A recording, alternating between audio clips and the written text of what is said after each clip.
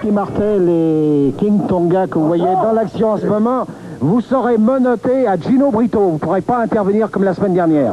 La première des choses, Carpentier, pourquoi j'ai intervenu la semaine passée, c'est parce que Martel il a fait quelque chose qui est illégal, sauter par-dessus le troisième câble, puis ça, vous savez que c'est une disqualification quand on fait ça. Alors, c'est pour ça que je l'ai pris par les jambes, puis j'ai ordonné à mon King Tonga, fesse dessus, Tonga, démolis-les si t'es capable. Mais pour lundi, là, m'a dit quelque chose demain soir. Je suis pas impressionné pantoute par être attaché à un poignard de Dino Bravo. Parce que m'a dit quelque chose. M'a dit quelque chose ici, mais puis écoutez bien la télévision, là. Bravo! Quand mon Tonga va avoir battu Martel dans le milieu de l'arène, bravo! Je vais le traîner à terre autour de l'arène, pareil comme une vieille mopsale, m'a bagué le plancher avec dans le centre Paul Sauvé. Remarquez bien que Tarzan Tyler, c'est pas un peu heureux. Puis j'ai un homme ici, 350 combats, jamais été battu. Puis c'est pas Martel qui l'a battu la semaine passée. Puis c'est pas Martel qui va se battre demain soir.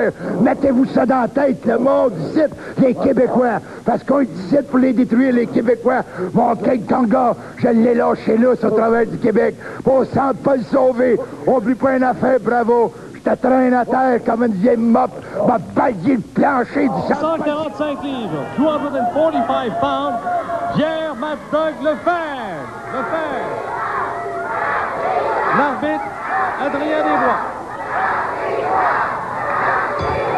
Eh bien, c'est l'homme fort du Québec, Joe Leduc contre Mad Dog Lefebvre. Ça promet, croyez-moi.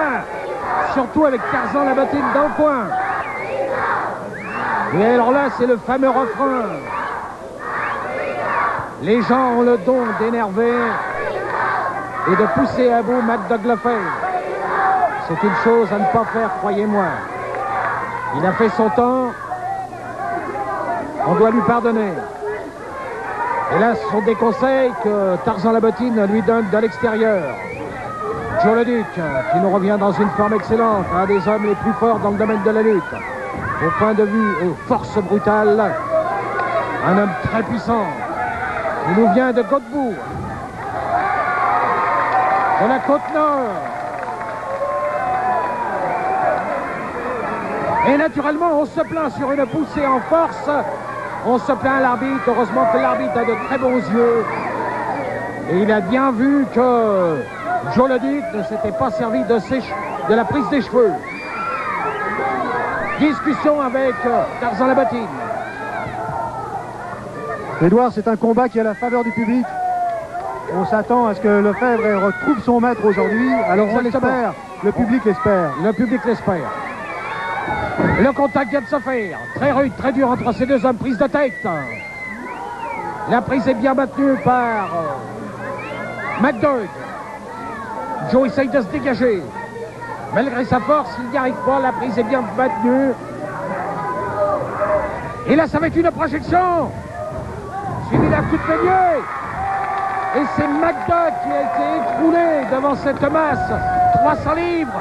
Suivi d'un tour d'anche. Porté à la volée. Et là, c'est Tarzan qui discute encore une fois avec l'arbitre.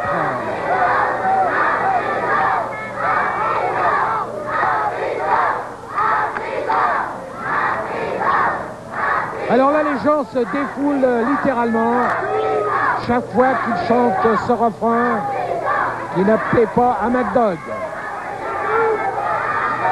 Et l'arbitre est en train de compter. Joe Leduc empêche l'arbitre de compter.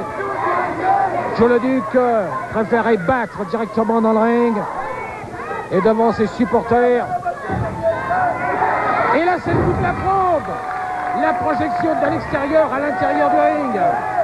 Et on peut voir les faciès, le faciès et les yeux brillants de Joe Leduc.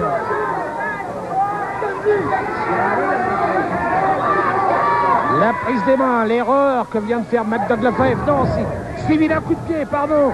Je m'étais trompé. La rudesse. Un coup d'avant-bras qui ébranle Mad Dog. Mad Dog revient à la charge. Préfère se retirer, demande à l'arbitre à ce que Joe ne se serve pas de ses poings. On sait unir deux très grands lutteurs. Un des hommes les plus forts est McDuck qui a été champion par équipe. Un des assassins. Un des hommes les plus frustrés à l'heure actuelle. Ayant perdu son titre devant les Rougeaux. Et là on essaye d'intervenir, de distraire l'arbitre. Toujours par Tarzan. Et Joe le Duc maintient la prise de tête avec torsion sur McDuck. Torsion de la tête. Projection dans les cordes. Un coup de bélier. 300 livres qui arrive. Et là c'est un enfourchement. La force de McDuck qui a surpassé sa force et qui s'est blessé les reins. Fallait quand même soulever 300 livres. Il vient de le faire, McDuck Lefebvre. Il vient de soulever Joe le Duc, qui arrivait en courant. Et McDuck, tout en le soulevant à bout de bras, s'est quand même blessé la colonne vertébrale. Et Tarzan lui a fait des remontrances. Le contact. Eh bien, c'est un très bon match entre ces deux gladiateurs. La puissance, la rudesse, tout y passe. McDuck Lefebvre qui est déchaîné et qui est quand même satisfait d'avoir soulevé 300 livres à bout de bras. Il faut le faire, croyez-moi. Coup de poing. Coup de poing. Pour le moment. Et là, on vient faire un petit casse-croûte, c'est-à-dire qu'on vient de mordre Joe le Duc. Coup de poing. Coup de poing dans le bas du ventre. Et là, Joe vient de se réveiller. Regardez-moi le visage. Le coup d'avant-bras. Regardez-moi les yeux. Les yeux surtout et la faciès de Joe le Duc. Projection dans les cordes. Coup de poing. On préfère Il se reste reposer. 5 minutes Passer à dans le l'extérieur. Encourager par Tarzan minutes. L'arbitre repousse Joe le Duc.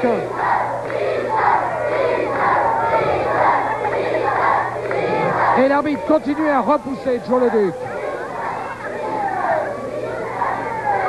Pendant ce temps, eh bien toujours la discussion entre Tarzan la bottine et l'arbitre. Arbitre compte jusqu'à 5, 6, 7, 8.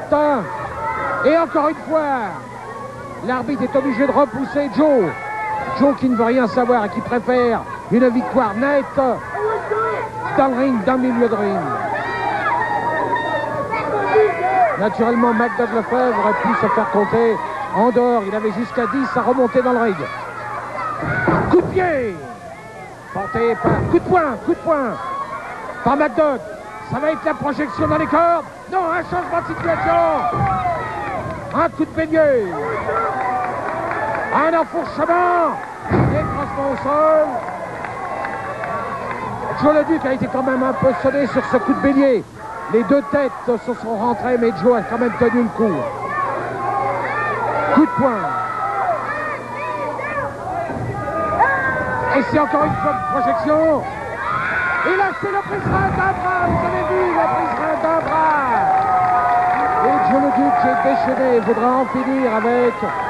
Il reste 3 minutes dans le combat. Projection dans les cordes.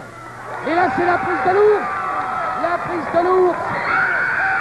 Et là, c'est Franchi Martin qui rentre dans le ring et qui vient frapper Joe le Duc. Et là, il va y avoir une disqualification.